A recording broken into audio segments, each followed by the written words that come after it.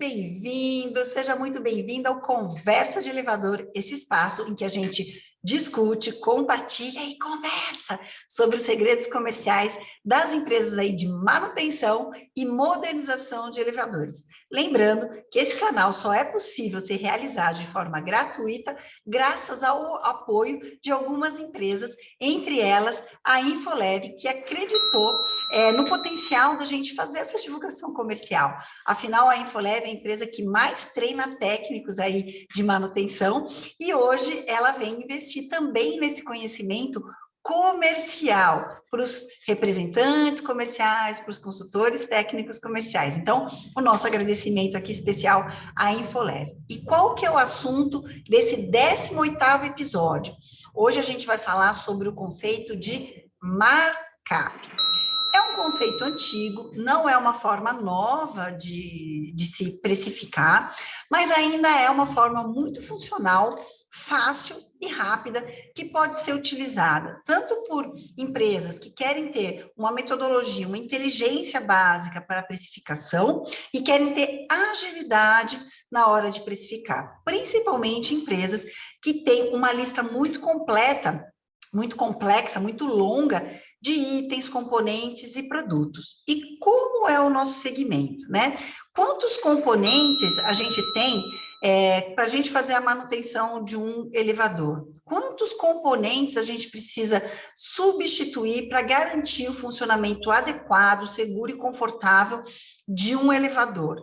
Então, imagina quando isso é multiplicado pelas inúmeras tecnologias que a gente tem aí no mercado. Então, uma empresa que atende diversas marcas, né, que a gente chama, né, de empresas multimarca, então não é focada em uma única tecnologia, essa empresa ela precisa ter um mínimo de uma inteligência de precificação para não se perder aí na hora de passar os preços para o cliente. Então, imagina, né, se a gente for fazer a troca de um trinco, né, ou então de uma barra de proteção do usuário na hora que ele entra, né, no elevador, ou ainda qualquer outro componente, botão, né, e a gente for precificar todas as vezes que a gente for fazer aquela venda, ou ainda, se a gente precificar de uma forma que a gente não sabe o quanto a gente está tendo de margem, de rentabilidade e de custo.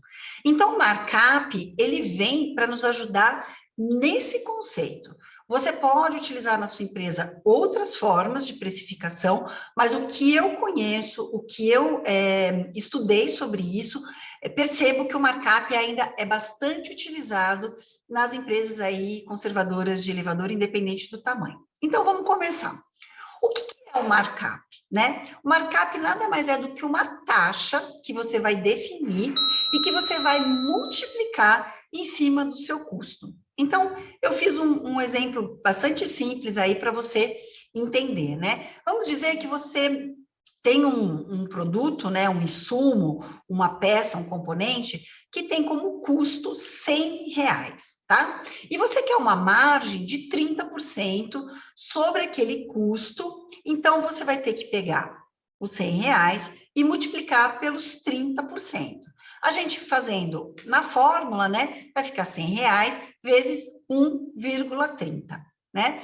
Você vai ter o valor final de R$130. Né? Então, a fórmula, ela é muito simples, ela é muito básica, você pode criar uma tabelinha Excel, criar todos os seus componentes, colocando os custos ali e fazer uma multiplicação pela margem que você deseja. Qual que é o segredo aí do markup, né? Principalmente para o nosso segmento, é a classificação dos nossos componentes, dos nossos itens, tá?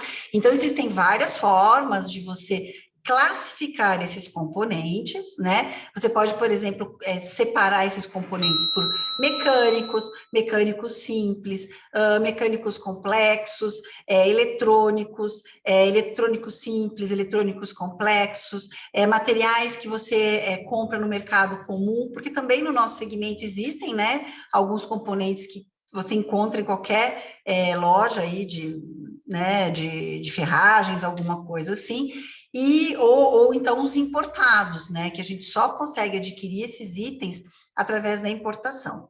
A partir do momento em que você classifica esses componentes por famílias, e aí você que vai determinar quais são as famílias, você pode deixar isso mais completo, né, tendo vários tipos de família, então deixar uma coisa bastante simples, né, por exemplo, itens comuns de mercado, itens específicos de elevador, nacionais e importados, pronto, é isso que você quer considerar como família, para você tá tudo certo.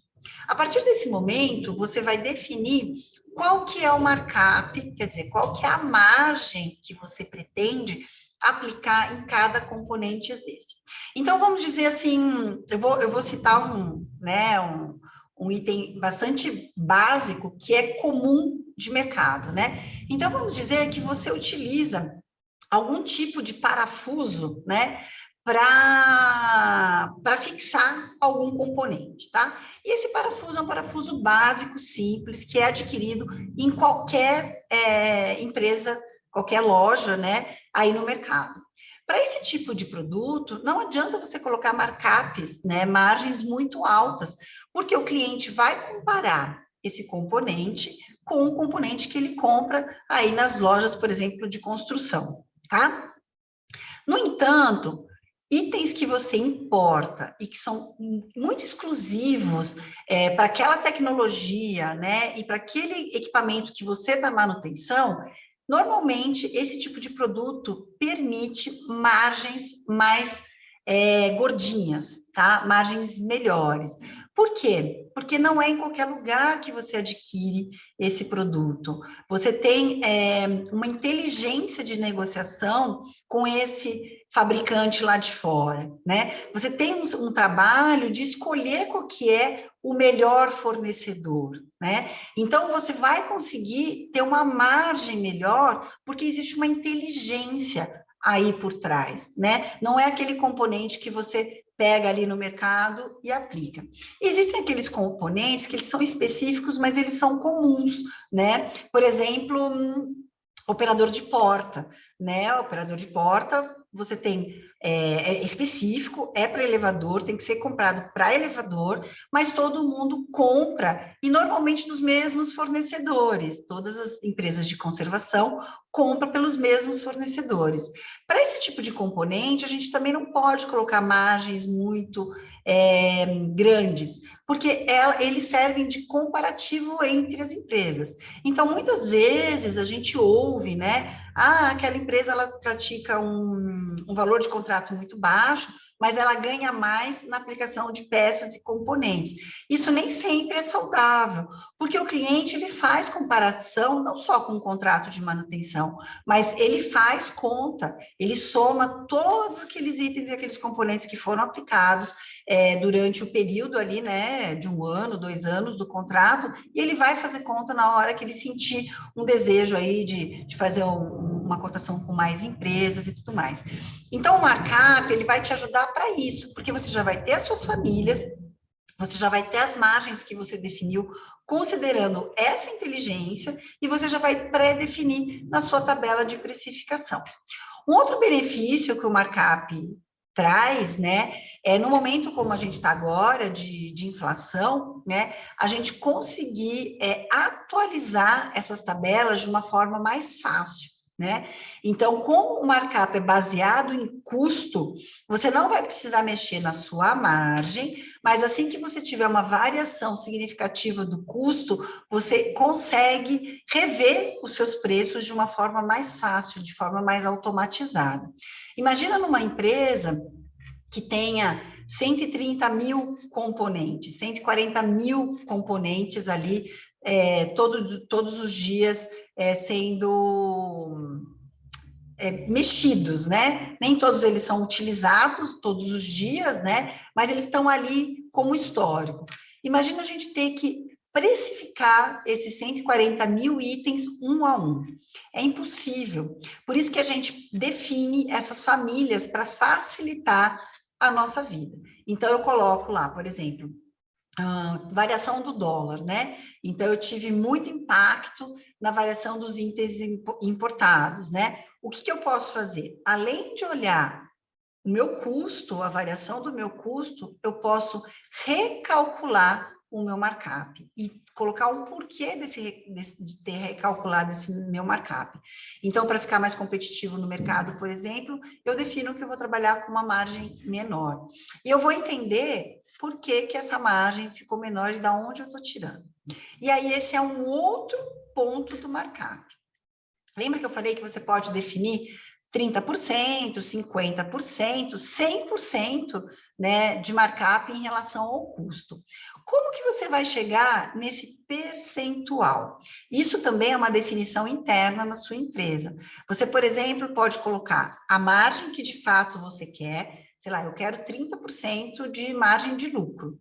Mas além desses 30%, eu quero colocar o imposto aí nesse markup. Então, eu coloco mais lá, né, a taxinha aí do imposto, sei lá, estou chutando aqui 18%, tá? Então, eu tenho 30%, tenho mais 18%, e eu também quero colocar as minhas despesas, por exemplo, de venda, tá? Eu quero colocar ali na venda daqueles componentes o percentual que eu pago para minha área comercial. Eu vou definir esse percentual e coloco lá. Então, eu posso ter um markup, por exemplo, de às vezes 2 vezes 15, né? O que significa isso? Eu somei a margem que eu quero e todas as minhas despesas com impostos e tudo mais, e achei esse número do markup, tá bom? Markup não significa lucro, tá? Porque esse é um outro capítulo que a gente vai falar, porque daí a gente vai calcular, né, esse lucro de uma outra forma. O markup te dá uma margem para você pagar os teus custos de aquisição daquele componente, mas para outros custos também, como eu falei, impostos, outras despesas que a gente tem aí. Uma outra pergunta que me fazem: Kátia, eu posso definir um markup para minha mão de obra de manutenção e também para preventiva e para corretiva, né? Então, aquela preventiva que vai no contrato e para aquela mão de obra que vai na corretiva? Pode, tá? Lembra que a gente comentou no último episódio sobre um valor médio aí de mão de obra, né? Então, aquele é teu custo. E aí você pode definir qual que vai ser o seu markup e multiplicar, né, essa mão de obra por esse markup. Então, fechando aqui o tema, né, a gente pode pensar assim, se eu, quando eu vou fazer um orçamento, por exemplo, de reparo, eu posso colocar o preço de venda de todos os meus componentes, considerando que esse preço de venda já é um cálculo feito a partir do markup, lembrando que o markup é o custo multiplicado pela minha margem, aí essas minhas despesas, tá? E aí eu posso ter na outra linha o mesmo cálculo feito pela minha mão de obra. Então, eu tenho, sei lá, 3 horas de mão de obra prevista para fazer aquele reparo.